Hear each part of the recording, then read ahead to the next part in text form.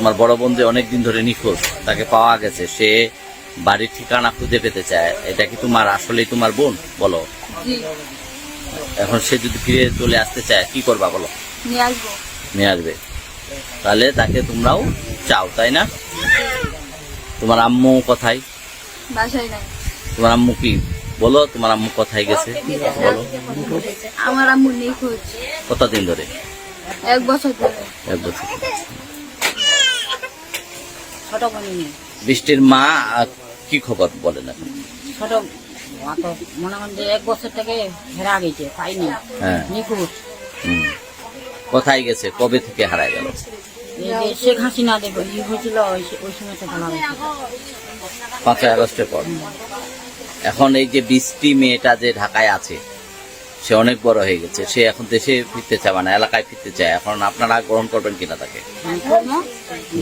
আমরা যাওয়া হবে। আনতে যাইতে হবে যদি সঠিক ঠিকানা পান, তাই না? তো ঠিক আছে। হ্যাঁ বলো কি?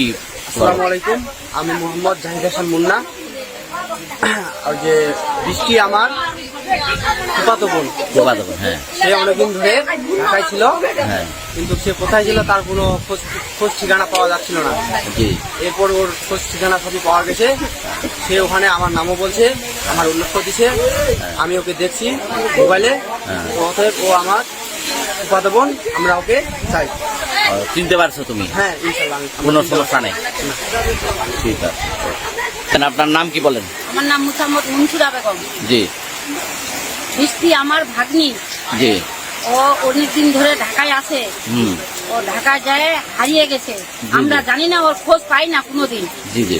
ওনাকে পাওয়ার জন্য আমরা অনুরোধ করছি যেন আমরা পাই। জি। বৃষ্টির মায়ের কি খবর বলো? বৃষ্টির মা হলো পাগল। ওর দীর্ঘদিন ধরে নাই, 1 বছর ধরে নাই, নিখোঁজ। ওনাকে পাওয়া যায়নি এখনো। উনি পাগল। জি। ওকে।